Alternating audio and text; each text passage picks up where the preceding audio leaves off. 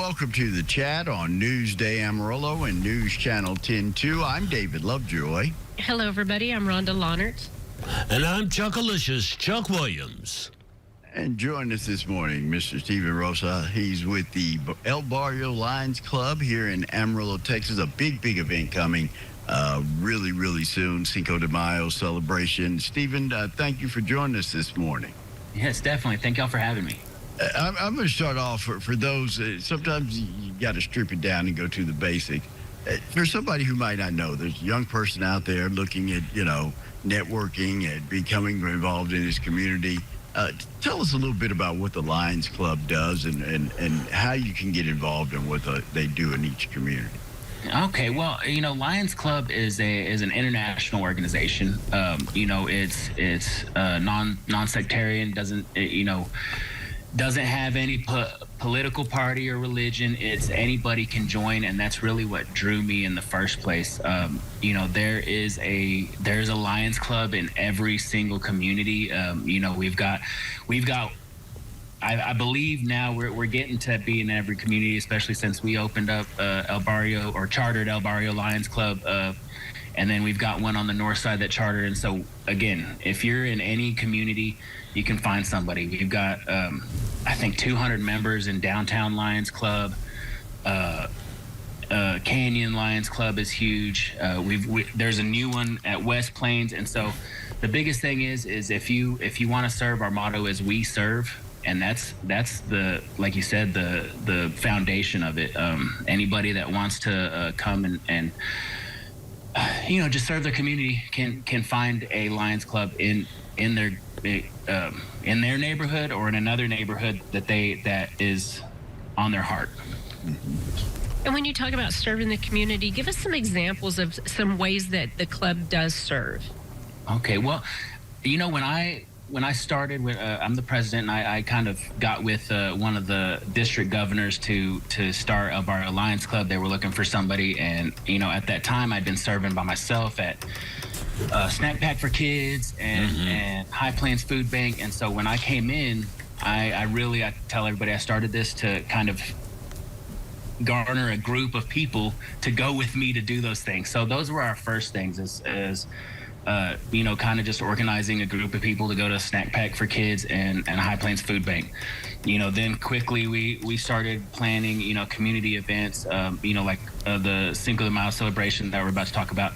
But we do the Texas Ramp Project, which offers ramps to disabled individuals that are most likely on a fixed budget or something like that, and they can't really afford it. Their doctors will prescribe them this ramp, and we go and we build it for free on a Saturday or something like that. And we've got a couple of guys, Duke and Dash, that took over that project. And like I said, we do a lot. We've got the Glasses Project that a lot of people talk about, even members in our own group that have said, I wanted to be a lion from when I was a kid because, my mom couldn't afford glasses or whatever, and our school, with the Lions helped me get glasses so I could see, and so, so that's a really big one that we do and that we love.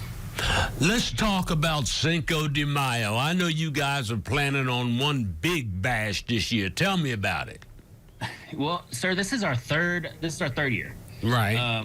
Our first year we went in guns a-blazing. We chartered in December, and then by the next May, we had planned this at Southeast Park. Right. Because it was just the timing. We weren't able to get El Alamo Park, and that was our first year, and it was bigger and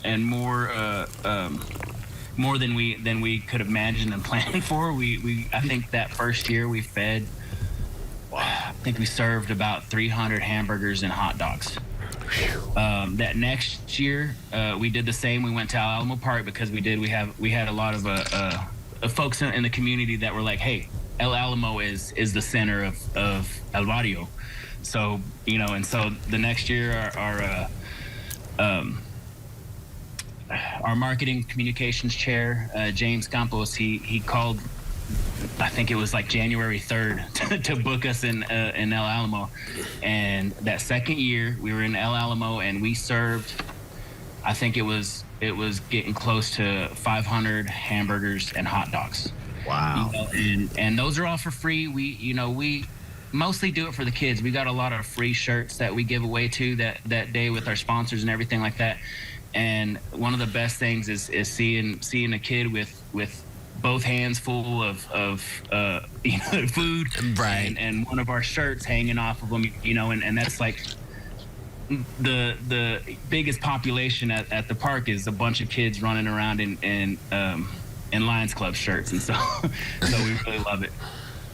Stephen, I like your approach and what you've done over the last couple of years. You personally, not just as the president of the Lions Club and active in other organizations, but you personally looked at the situations of communities and identified that there was a lack of brother and sisterhood, no cohesiveness, no togetherness, no common pulling on the same rope in the same direction. And that's what you set out to do, was to try to be that mile marker, that guidepost for especially the next generation to invest not just their money but also their time in their community.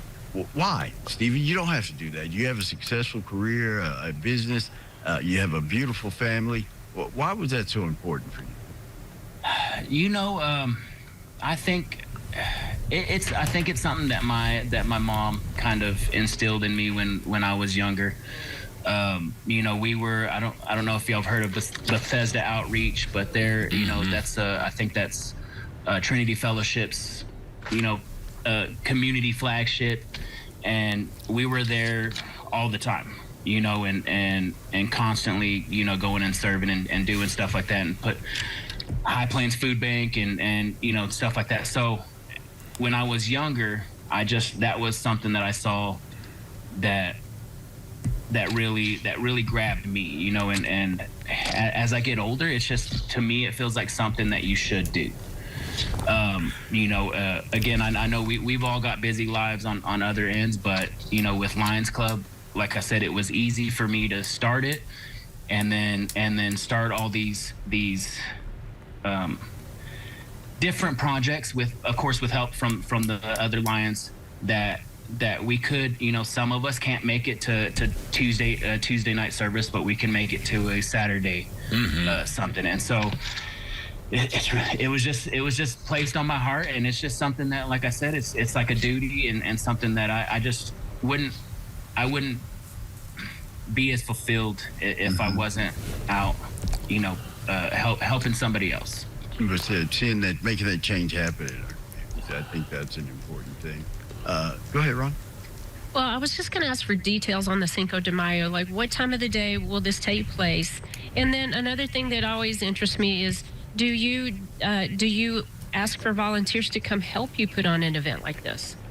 We're always open to volunteers. Another good thing about Lions Club is anytime, even if you're not a member, if you're out serving with Lions Club, you're insured under the Lions Club umbrella. And so, we welcome volunteers at any of our events. We do try to put everything out on Facebook. And so you'll be able to see those events come up on Facebook.